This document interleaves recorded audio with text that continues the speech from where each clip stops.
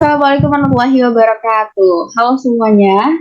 Perkenalkan, saya Nabila Mikelia dengan NIM 210 110 50 40 dari kelas 4A mata kuliah TOEFL Preparation. Oke teman-teman semua, hari ini saya akan menjelaskan tentang TOEFL Preparation, khususnya pada bagian section 1 yaitu listening comprehension.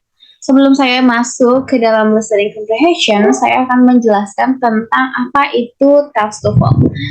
Jadi, TOEFL test is a test used to measure the level of English proficiency of non-native speakers of English. Tes TOEFL ini digunakan untuk mengukur tingkat kemampuan berbahasa Inggris bagi orang-orang yang tidak aktif dalam bahasa Inggris. Selanjutnya adalah the versions of TOEFL test. There are two versions of TOEFL test commonly used in Indonesia, which are one paper-based test atau PBT, and the second one computer-based test atau CBT. Dalam tes TOEFL ini terdiri dari dua versi. Yang pertama adalah paper-based test atau PBT. Biasanya paper-based test ini menggunakan kertas, of course, namanya juga paper. Di dalam versi PBT, ini biasanya memiliki 140 pertanyaan yang dikerjakan dengan durasi 115 menit.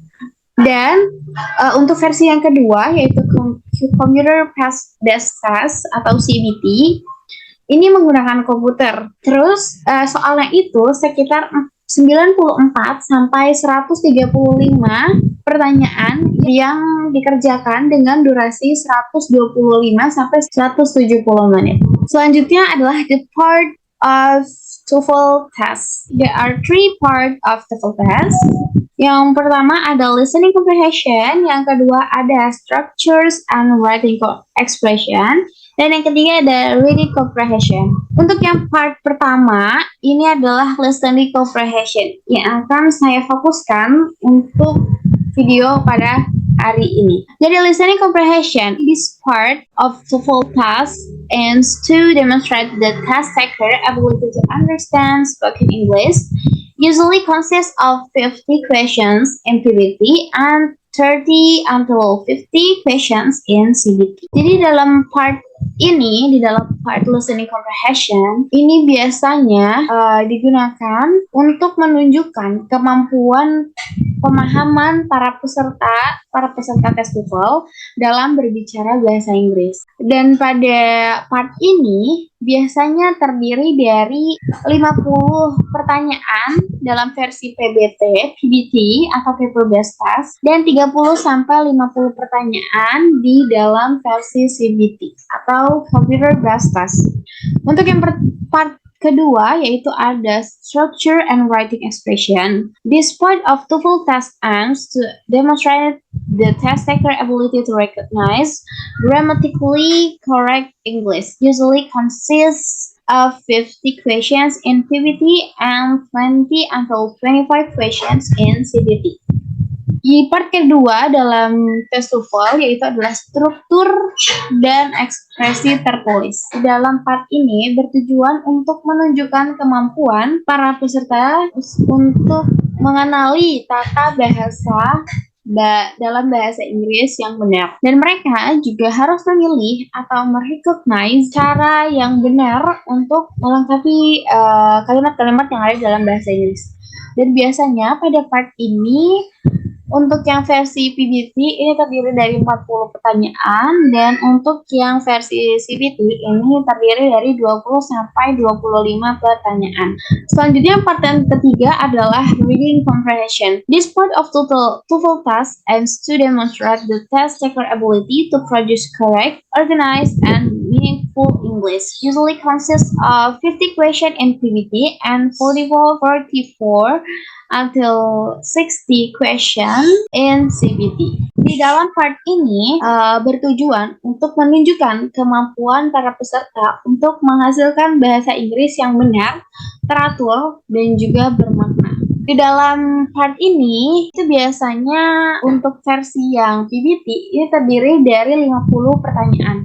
Dan untuk yang versi CBT atau computer based test, ini biasanya terdiri dari 40 sampai 60 pertanyaan. Nah, sekarang kita masuk ke yang part pertama atau section pertama yaitu listening comprehension. The audio in this section is presented only one time and test taker may not take notes. Furthermore, this section takes about 35 minutes to complete, and this is divided into three parts, which are Part A, short conversations, Part B, longer conversation, and Part C, short talk.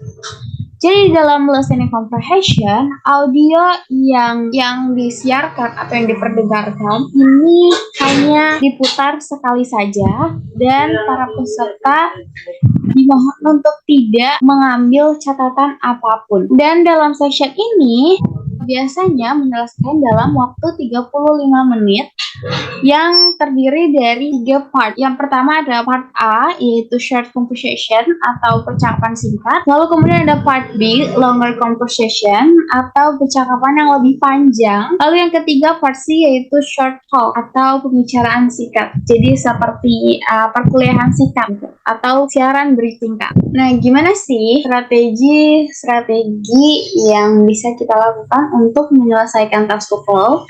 Di sini ada general strategies atau strategi umum yang bisa kita gunakan untuk mengerjakan tes TOEFL. Yang pertama, be familiar with the directions. Artinya kita harus familiar dengan arahannya atau aturannya dalam tes TOEFL. Karena pada dasarnya setiap booklet task atau setiap buku tes dalam tes TOEFL ini itu directionnya akan selalu sama. Untuk itu kita nggak perlu untuk menghabiskan waktu dalam membaca petunjuk dengan hati-hati ketika tes TOEFL ini. Akan lebih baik jika kita menggunakan waktu untuk ini untuk membaca pilihan-pilihan yang ada dalam tes TOEFL. Lalu strategis yang kedua adalah listen carefully to the passage. Dengarkan baik-baik pada bagian itu. Strategi ini kalian para peserta ini harus berkonsentrasi penuh pada apa yang dikatakan oleh pembicara dalam rekaman. Karena seperti yang sudah saya singgung sebelumnya, bahwa rekaman dalam listening comprehension ini hanya diputar satu kali saja. Jadi, please listen carefully to the passage. Selanjutnya, strategi yang ketiga adalah know where the easier and more difficult questions are generally found. Mengetahui di mana pertanyaan yang lebih mudah dan pertanyaan yang lebih sulit umumnya ditemukan. Biasanya tes TOEFL itu polanya adalah mulai dari pertanyaan yang mudah dulu, baru ke yang sulit. Itu pada umumnya. Tapi bukan berarti semua tes TOEFL itu polanya seperti itu. Strategi yang selanjutnya adalah be familiar with the passing of the test. Pahami tempo dalam tes. Karena setiap pertanyaan kita hanya punya waktu sekitar 12 detik saja untuk memahami pertanyaannya. Dan kemudian kita bisa mempersiapkan diri untuk menjawab pertanyaan berikut. Jadi perhatikan temponya, di mana dia akan memulai pertanyaan selanjutnya, atau di mana dia akan selesai pada pertanyaan itu. Strategi yang selanjutnya adalah never leave any blank answers on your answer sheet. Jangan pernah meninggalkan jawaban kosong pada lembar jawaban Anda. Nah, di dalam tes TOEFL ini itu tidak ada yang namanya penalti, tidak ada yang namanya poin penalti atau poin minus jika kamu menjawab salah. Jadi untuk menambah opportunity atau menambah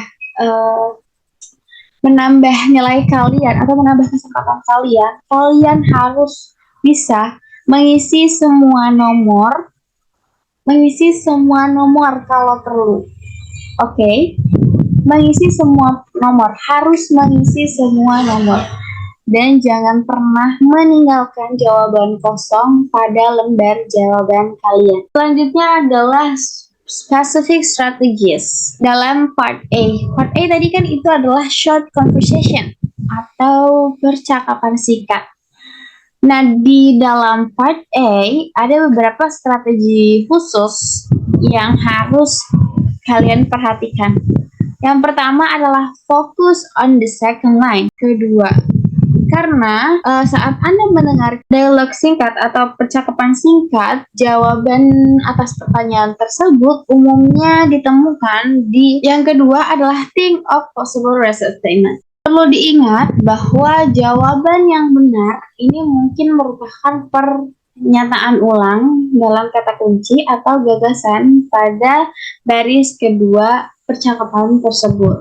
Jadi intinya adalah pikirkan kembali kemungkinan pernyataan ulang dalam dialog tersebut. Strategi selanjutnya yaitu ada certain structure and expression are used regularly in the short dialogue. Ingatlah bahwa struktur dan ekspresi tertentu ini diuji secara teratur dalam dialog singkat. Dan strategi yang selanjutnya adalah you can still find the correct answer.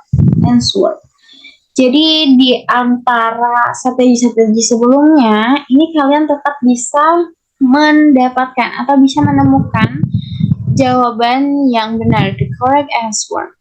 Strategi yang terakhir adalah be prepared for the next question. Persiapkan diri untuk pertanyaan yang selanjutnya. Nah, di bagian strategi yang you can still find the correct answer, ini ada beberapa strategi lagi yang dimana ketika kalian tidak menemukan jawabannya pada second line, kalian bisa choose the answer that certain restatement of this word or idea. Artinya kalian bisa pilih jawaban yang berisi pernyataan kembali dari kata-kata atau gagasan tersebut. Selanjutnya, jika Anda tidak mengerti apa-apa di baris kedua atau di second line percakapan, choose the answer that sounds the most different from what you hear. Pilih jawaban yang terdengar paling berbeda dari apa yang Anda dengar. Selanjutnya, never choose an answer because it sounds like what you hear in the dialogues. Jangan pernah memilih jawaban yang alasannya itu adalah karena kedengarannya seperti apa yang Anda dengar di dialog atau di percakapan. Nah, selanjutnya adalah specific strategies di dalam part B. Yang pertama, preview the answer to the listening part B question. Pratinjak atau preview. Perhatikan jawaban yang ada untuk pertanyaan listening part B. Yaitu pada part B pada longer conversation. Strategi ini dilakukan jika Anda masih punya waktu. Jika Anda masih punya waktu, silahkan tinjau jawaban terlebih dahulu untuk pertanyaan dalam longer conversation.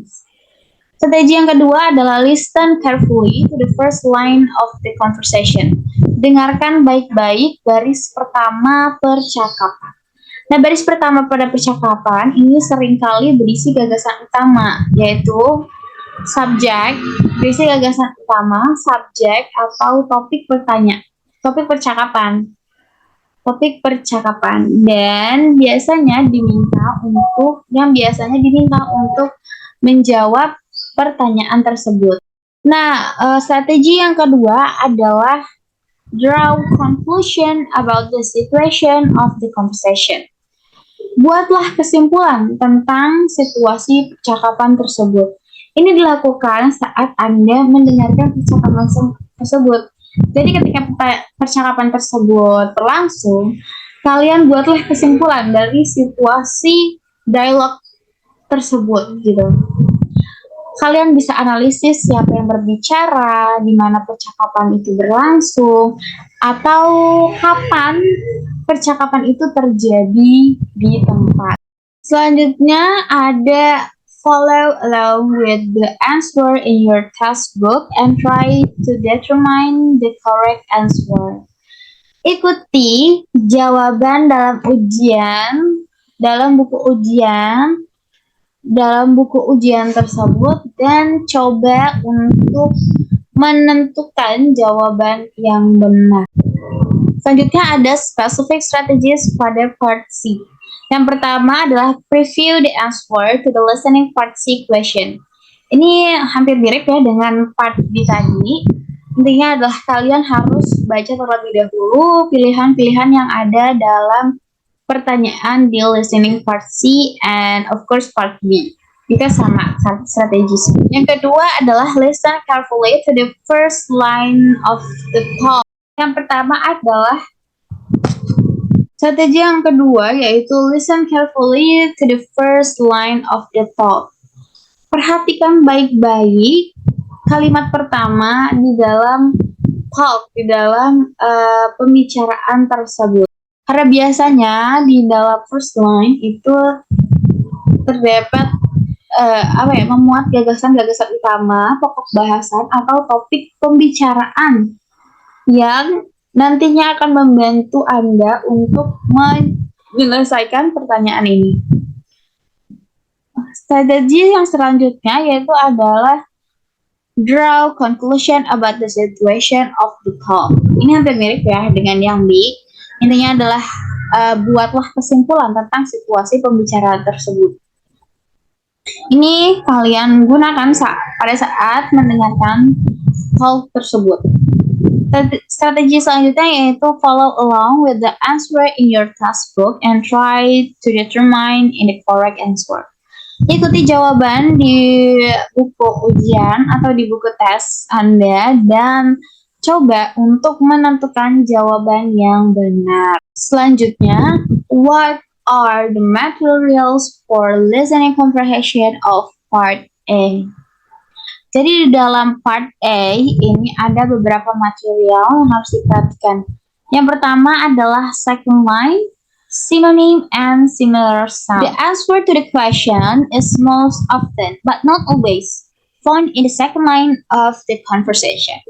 Other than that, the answer to the question usually exists in a form of synonyms, words with similar meaning but different sounds of the key word in a conversation. Jawaban dari pertanyaan ini biasanya atau lebih sering bukan berarti ini selalu ya, bukan berarti selalu ditemukan di dalam second line of the conversation. Di kalimat kedua dalam percakapan tersebut. Other than that, the answer to the question usually exists in a form of synonym. Selain itu, jawaban untuk pertanyaan ini biasanya dalam bentuk sinonim atau word with similar meaning but different sounds. Kata-kata yang maknanya itu sama, tapi sounds-nya berbeda, kata pelafalannya itu berbeda. Terus material yang kedua ada who, what, and where. The answer is not clearly stated.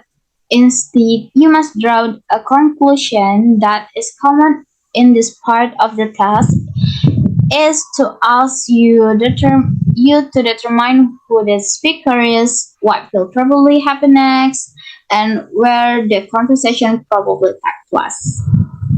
Biasanya jawaban dari pertanyaan ini itu jawabannya tidak jelas. Sebagai gantinya, kita harus menggambarkan kesimpulan berdasarkan petunjuk-petunjuk yang diberikan dalam percakapan tersebut.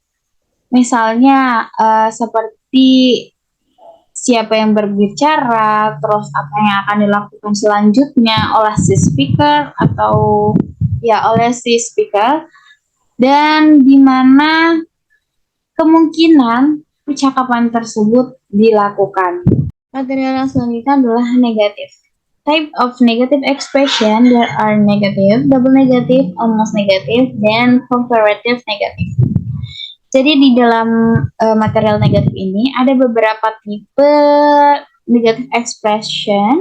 Yang pertama ada negatif, double negatif, almost negatif, and comparative negatif. Kalau yang negatif, ini biasanya ditandai dengan ada kata dull, ada kata no and not, no or not, no or not. And kalau yang tipe double negatif, ini biasanya ada kata an, and this. Like, contohnya kayak disappointed, kecewa, atau dan kalau yang almost negatif, ini biasanya hampir tidak ada kata no atau don't. Jadi dia hanya hampir negatif saja. Lalu ada comparative negatif. Material yang selanjutnya adalah function. Itu adalah sebuah expression of agreement, uncertainty, suggestion, and surprise are common in listening practice. So you should become familiar with them. Jadi di dalam function ini berisi tentang ungkapan persetujuan, ketidakpastian, sugesti, dan juga kejutan. Ini merupakan hal-hal umum yang dapat kalian temukan dalam listening comprehension. Ya, listening comprehension. Material yang selanjutnya yaitu adalah contrary meanings. Adalah conversation about wishes and untrue condition atau conditional sentence can appear in listening part A. Jadi contrary meaning ini adalah arti yang bertentangan. Jadi berisi percakapan tentang keinginan dan kondisi yang tidak benar atau bisa kita sebut sebagai kalimat bersyarat. Nah, yang biasanya ini muncul di listening comprehension. Contohnya adalah if she were at home, she could do it. Jika dia ada di rumah, dia akan melakukan itu. Artinya, secara tidak langsung, si speaker ini mengatakan bahwa si she dalam kalimat ini tidak ada di rumah. Seperti itu. Nah, untuk yang selanjutnya, untuk material yang selanjutnya adalah idiomatic language. The verb are expression that include a verb and one or more particles, such as in, on, and at. The particle changes the meaning of the verb. Jadi, di dalam idiomatic language ini ada kata kerja 2 atau kata kerja 3 bagian yang muncul dalam beberapa pertanyaan di listening comprehension. Nah, kata kerja ini merupakan sebuah ekspresi yang mencakup kata kerja dan satu atau lebih partikel. Seperti partikel di, pada, atau di, yang kayak in, on, or at. Nah, partikel-partikel ini dapat mengubah arti kata kerja. Dapat mengubah arti kata kerja.